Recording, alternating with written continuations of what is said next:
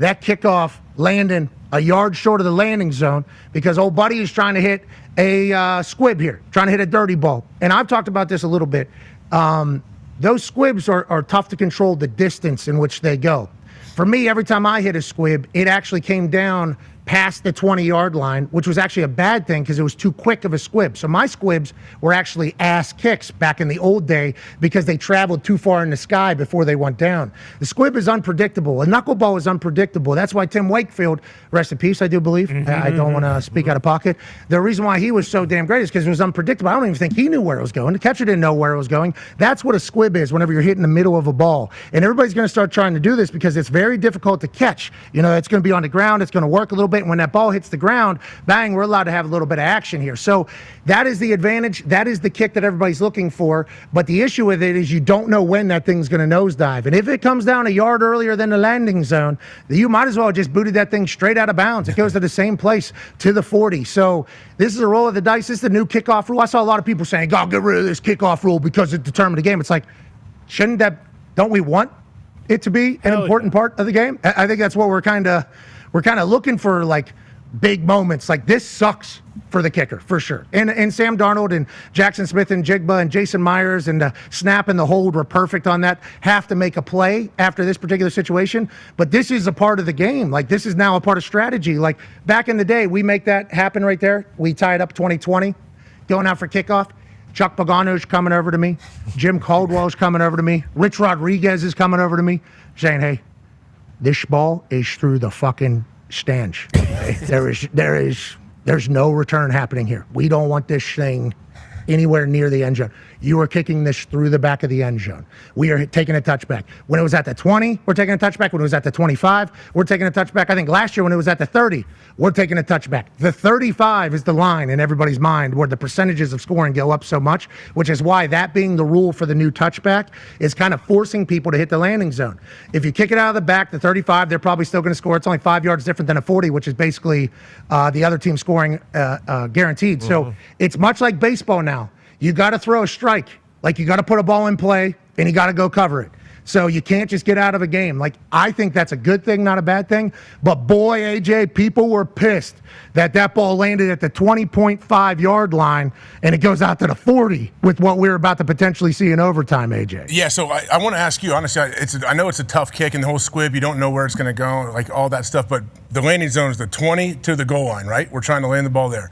How tough is it for NFL? Can we expect NFL kickers to make this kick consistently, like, say, 8 out of 10 times? So the kid Cardi, I think in L.A., and then the dude in Carolina. Fitzgerald, yep, Ryan Fitzgerald. Okay, so I think they have very strong legs. So their natural squib is going to travel through the sky farther, if this makes sense. I don't know if this makes sense.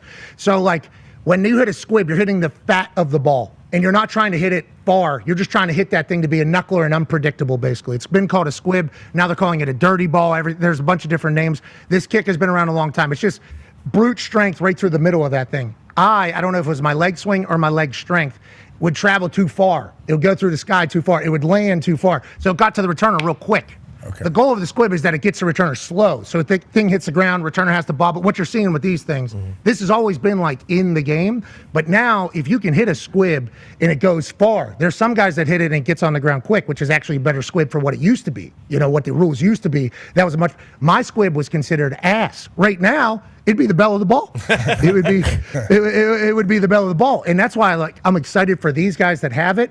But if that isn't what your squib is, and you're also a field goal kicker, you're starting to hit a ball fat. I think there's some ripple effects that are going to come from this potentially in field goal stuff. I think punters should be learning how to squib kick this. That's what all punters should be trying to do right now.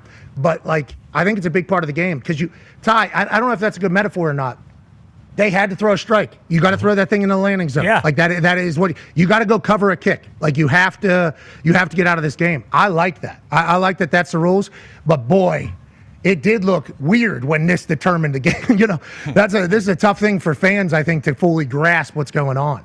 Well, and we also, we've been saying this now really since week one. Like, hey, guess what? It's coming. I don't know when it's going to be, but, the kickoff rule is going to affect the outcome of a game, and we have it here, already. But, yeah, no, that's a perfect analogy. Like you said, it's like a 3-0 count in baseball. You don't have a choice. Those are the rules. You got to either throw it right down the middle and extend the at-bat, and in this case, you have to kick it in the landing zone and then go cover the kick. That's a perfect analogy. Okay.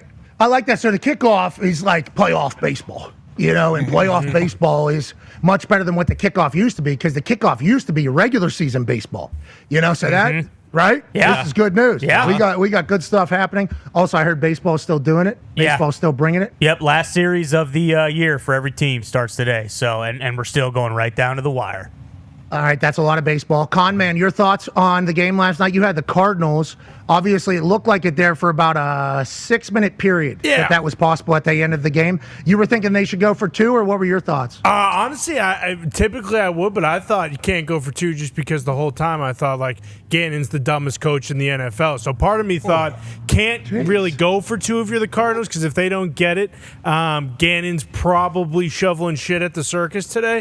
But I thought the Seattle Seahawks were unbelievable. I think Mike McDonald is an absolute dog. I think when you're one of those teams who has a new coach, you want to see what they got. Mike McDaniel,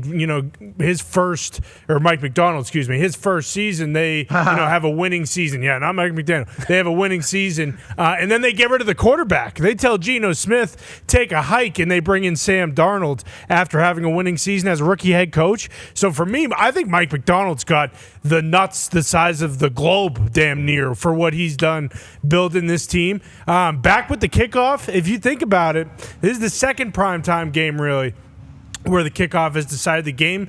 Just because Bears couldn't get it out of the end zone. Vikings run it out, 2-minute warning is wasted.